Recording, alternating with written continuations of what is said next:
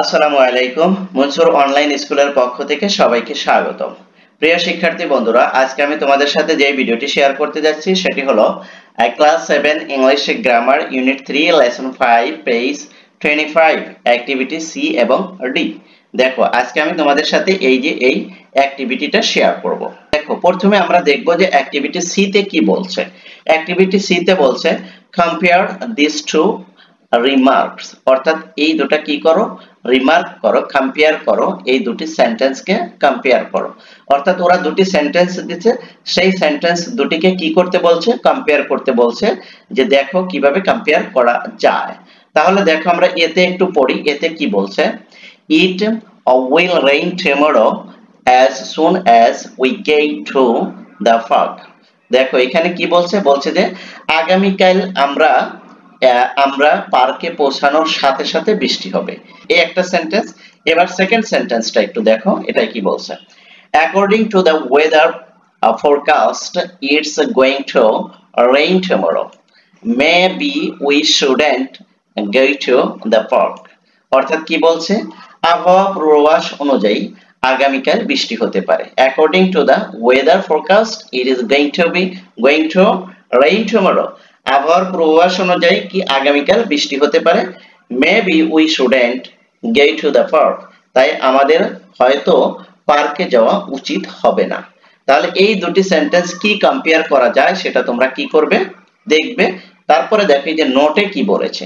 নোটে বলছে if you make a general prediction about something, যদি তুমি কি করো, মেক করো জেনারেল সাধারণভাবে, প্রেডিকশন অ্যাবাউট সামথিং কোনো কিছু সম্পর্কে, ইউ ক্যান ইউজ উইল, তুমি কি করতে পারো, উইল ব্যবহার করতে পারো।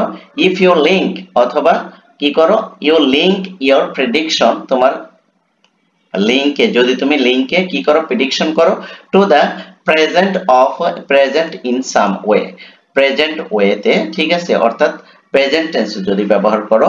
You can use be going to, এবং তুমি ইউ ক্যান তুমি ব্যবহার করতে পারো বি গোয়িং টু তুমি ব্যবহার করতে পারো ইন সেন্টেন্স।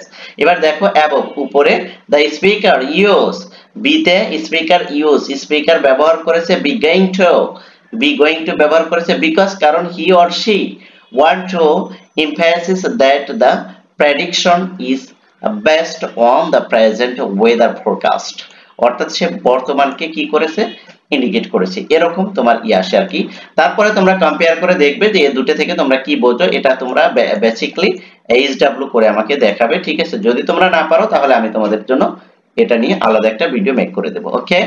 তারপর দেখো ডি তে কি বলছে। ডি তে বলছে নাও ইউজ will, তুমি এবার ইউজ করবে be going to in the following sentence, be going to use করবে following sentence, right? দেখো তাহলে দেখো কি বলছে, the opposition has called a strike one Sunday, এখানে কি হবে, I am not going to go to attend my class, right? এখানে কি হবে, এই যে গোয়িং টু কিন্তু ব্যবহার করেছি, I am not going to, right. তারপরে 2 নাম্বার দেখো, I will carry, আমি কি করব, বহন করব, and umbrella if, যদি it rains, যদি বৃষ্টি হয় তাহলে আমি আমব্রেলা বহন করব। 3 নাম্বার দেখো, the way all kiwi wickets are falling, আর কিউইদের সকল উইকেট কি করেছে, পড়ে গিয়েছে। I think, আমি মনে করি, tiger will win the match easily, টাইগাররা খুব সহজেই ম্যাচটা কি করবে, জিতবে। তারপর দেখো son, father any plan for the weekend, এখানে দেখো ফাদার কি বলছে, ফাদার বলছে our full family has been invited to my colleagues daughter's wedding, অর্থাৎ আমাদের সকল পরিবারের সকলকে ইনভাইট করেছিল আমার কলিগের কি, কন্যার বিবাহতে।